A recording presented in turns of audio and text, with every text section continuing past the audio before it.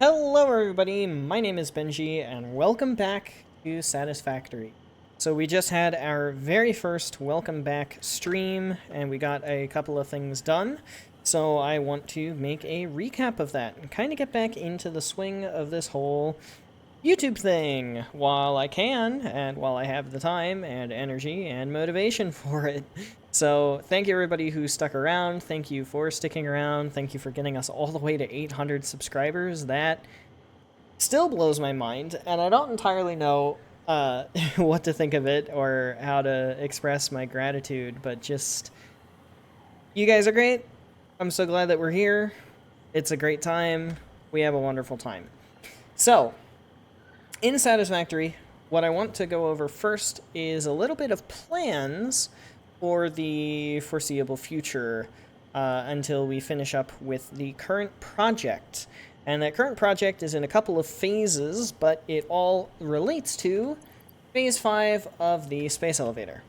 So let's go on ahead and look up all the things that we need for the space elevator parts. First, the biochemical sculptor is pretty easy, just water, fixite trigons, which is just fixite ingots, which are just SAM and Caterium is the recipe that we're going to be using. We could use aluminum to have cheaper on the SAM, but that's not really a big deal because aluminum is kind of a pain in the butt. I mean, this whole facility makes 960 aluminum ingots per minute, and we would need a lot more than that in order to get all of the stuff that we need for these guys.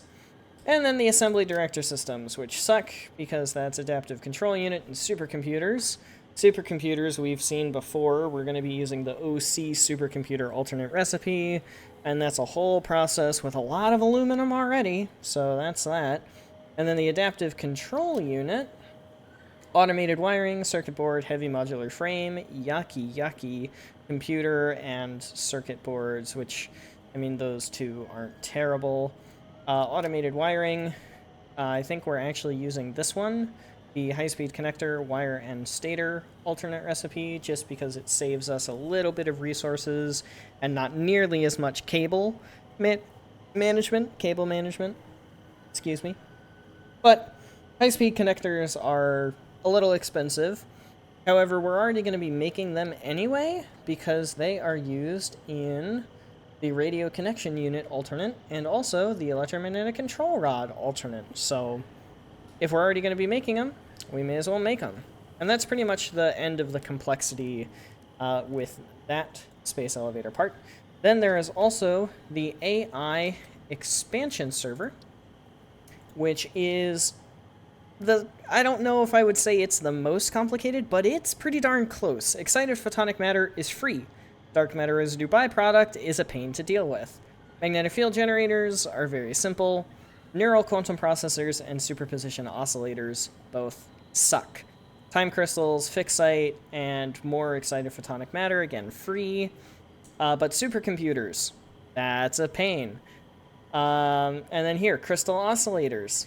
That's a pain. Dark matter crystals, though, hey, that means that we actually have a use for our byproduct, dark matter residue, to be recycled back into dark matter crystals, which go into the superposition oscillator.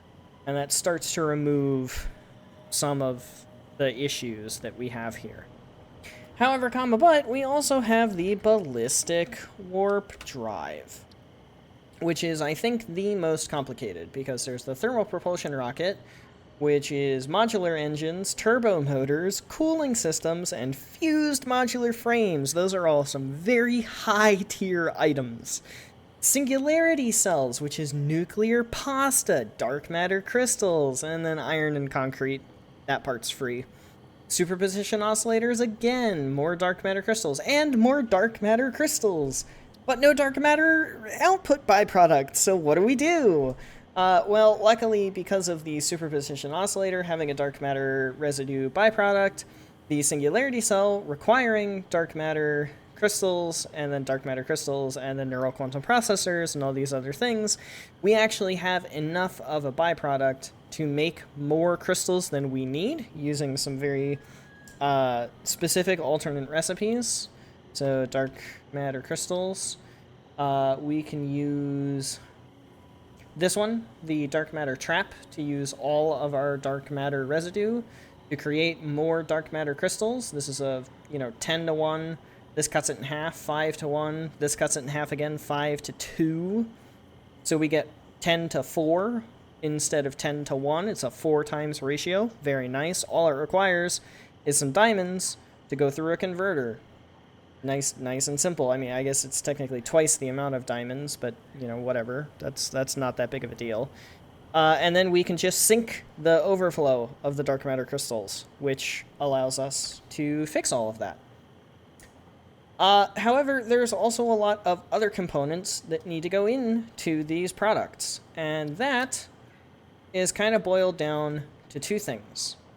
The Phase 5 aluminum, which we are making all of the aluminum ingots that we need for all of the parts that go into our Phase 5 space elevator parts. And then Phase 5 oil, which does a very fancy loop to get us plastic and rubber using the recycled plastic and recycled rubber alternates. And also does something really cool to get us diamonds. And we're going to be using this one, oil-based diamonds, to just go straight from oil into diamonds, and then straight from diamonds, I don't know why I opened that, into time crystals. And then we're using all the time crystals on everything else, which is very, very nice. So, back to what we were doing on stream. First of all, I think I showed this building, but now this building is full of stuff. So this is our aluminum processing facility. We have quartz coming in, sulfur coming in, and aluminum going out. This is just my personal train, so don't pay any mind to that. We have our elevator, because elevators are a cool thing added in 1.1.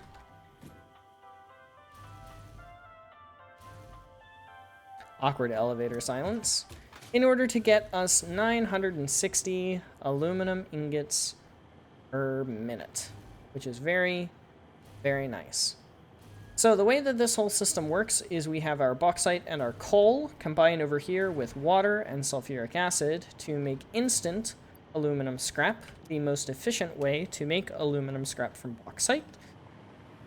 And then the byproduct water that comes from the blenders here that come from the aluminum instant scrap will go into sulfuric acid because it's the same overall ratio. You can see this much sulfuric acid is this much water, and of course sulfuric acid is just a 1-to-1 water to sulfuric acid. So it's a big byproduct loop kind of scenario. So that's why we have sulfur. Then, of course, the most efficient way to make aluminum ingots is with the use of the foundry recipe, because it uses less aluminum scrap per aluminum ingot.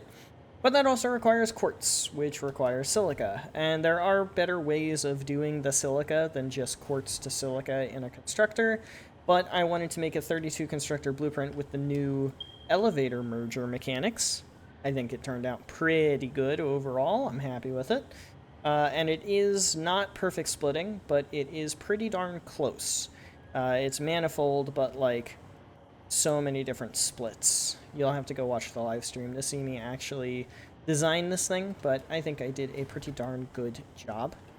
And then we repurposed my steel blueprint with some upgrades to the belt speeds in order to get our shiny Mark 6 belt of 960 aluminum ingots per minute.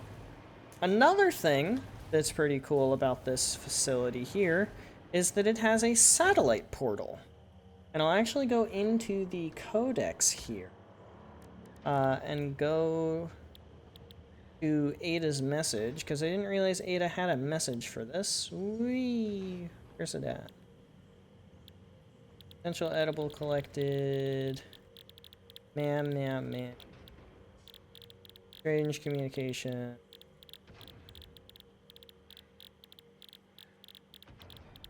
Where's it at?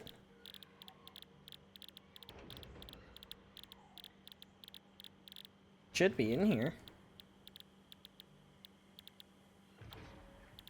Ah, there it is. You have finally built a portal. Perhaps now your progress won't be as slow. To ensure no further delays happen, I will give you some tips. A functional portal is two-way and requires one main and one satellite portal, each only connecting to the other. Establishing a portal connection will require input of singularity cells, vast amounts of power, and some patience. Before you continue, you could still change the placement of that one, it seems, suboptimal. Honestly, I think it looks great, and I think it is just being rude. But as she said, there are two different types of portal. There is the satellite portal, which is the one on the right, and then the main portal here on the left. And that requires singularity cells to be input. That's not an issue. Singularity cells aren't terrible when I'm already making nuclear pasta back home, but it is a bit of a pain in terms of routing. So we have a satellite portal here. We have a satellite portal at home. I don't think will be visible. There it is, home sweet home. And then we have a satellite portal down here at the oil. So this was phase 1 of our phase 5 plan. I know it's going to be a little confusing. Maybe I'll say thrust 1 of our plan for phase 5. Something like that. Then thrust 2 deals with all of the rubber and the oil at our phase 5 oil facility. So let's get over there really quickly. We'll see you in a second.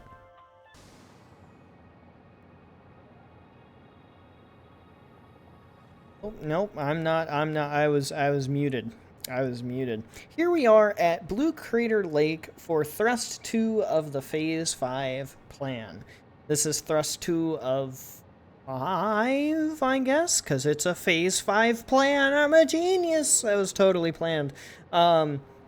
So thrust 1, aluminum. Thrust 2, well, you're looking at it. So let's take a little bit of a deeper dive into what we've done so far and into what we will be doing at the start of the next stream on Monday. That's right. Monday, June whatever. I don't remember. Monday, June whatever. You know, I'm actually gonna go look at it real quick. Man, I'm being so unprofessional right now. I'm kind of gonna leave that in though because I think that that's funny. June 23rd, on Monday, June 23rd at 7 p.m. Eastern Standard Time, we will be finishing Thrust 2 and moving on to Thrust 3. So, Thrust 2 is our rubber and our plastic slash diamond, technically this should be plastic slash time crystal, but whatever, area. And we've got our lovely geothermal vent sort of centerpiece here in the middle of the factory. I really like what I decided to do here, and I like the fact that I've been kind of keeping the skylight open, and the stuff on the sides was not something that we did on stream, so that's also pretty cool. We have some fuel generators, which are a secret. They'll come into play later. We have our spaghetti, because it's funny. Thought I was going to sneeze. I did sneeze. And then we have our rubber, and then we will be doing our plastic. So the way that this whole loop works is we have a ton of oil coming in. This is 480 oil per minute coming into this pipe here. And that creates us, I think it's a divide by 3, multiply by 2 kind of scenario. 320 plastic and 160 heavy oil residue go through this pipe and down these conveyor belts all the way down there to the end, where the heavy oil residue will combine with 320 water per minute in this pipe on the bottom in order to create 320 fuel per minute, doubling the amount of fuel from heavy oil residue just by adding some water, which is pretty cool. This noodle here was a bit of a happy accident with the new curved build mode for pipes. They've got noodle, horizontal to vertical, and then they have curve build mode. Wow, curve build mode can do some really, really wacky, really wacky things, huh? So that was a little happy accident, and we decided to keep it because I think it's funny. So we keep this, and then this just goes around it all nice and neat like that. Whee! So that's cool. There's our satellite portal. So that's where we will be coming in and back out again. And then, of course, the plastic and the fuel combine together to make our 480, or actually, I think it's 640, yeah, 640 rubber per minute. The overflow of which, once the buffers are full, will just get sent straight to the sink so that this process never backs up and stays completely lossless. That is a very big thing for oil processing like this. How is there plastic in these belts? No. No, not allowed. They're plastic. Oh, okay. I was like, there's plastic on these belts too? You're crazy. Okay, good. Alright. It didn't contaminate anywhere else. So that's good. These fuel generators are because of the way that the plastic recycling loop will end up working. So I'll go on ahead up to the next floor here and show that off. Again, we have our very lovely elevator. Their very lovely elevator music. And we have our second floor. So here on the second floor, we will be taking most of this 480 pipe of oil. You can kind of see where all the pipes are coming from here. And that will start by making us rubber. And it's not going to make us quite as much plastic as it does rubber down there. I think it's like 480. This is 640, so it's 480. So we're going to have rubber, but rubber makes the same amount of heavy oil residue, not half as much heavy oil residue, which means instead of having a perfect closed loop system like this, we have twice the amount of oil, or twice the amount of fuel that we actually need to recycle the rubber into plastic. So that excess fuel is going to go downstairs to these fuel generators and give us a little bit of a boost to the power grid. Not like the power grid needs it or anything. The power grid's pretty fine. We've got like 120,000 megawatts of power being made by our red heaven alone, plus the extra 25,000 that we get out of our lovely summer sloop buildings. In fact, that is actually our entire consumption right now is just the power boost and a little bit more, so that's kind of nice. And our maximum consumption, of course, is a lot more. I don't really know why our max consumption is fluctuating. I think probably particle accelerators and like quantum encoders are making that happen. So anyway, we've got rubber downstairs. This is going to be plastic, so there's going to be machines here, and then recycling here, and then along the back wall there, we're going to end up having our blenders doing all the blending, and then half of that is going to go for the fuel for these recycle plants, and then the other half of the fuel is going to go down there for our very lovely fuel generators. Then, in the extra room that's provided here, because we're going to have the recyclers here, all of these guys here, and then blenders up against that back wall, we'll have plenty of room here for the converters, which are going to take our diamonds and turn them into time crystals, and then send them to the train. And then on top of this glass here is where we're going to end up having all of our particle accelerators. I think I can get away with 4. I think technically I need 5, but I can overclock, and that's not a big deal. We have so much power. It's really not a big deal, and that's why I did the Orange Heaven, Red Heaven, whatever you want to call it, project, just so that we never have power problems ever again. So that's Thrust 2. Now, I will move over to the Dune Desert and very briefly explain Thrust 3. So, be with you in a moment. And now we are brought over to Thrust 3 of 5. And Thrust 3 is going to be a little bit of a big one. So with all of these hyper-advanced space elevator parts, we of course need a ton of the advanced materials.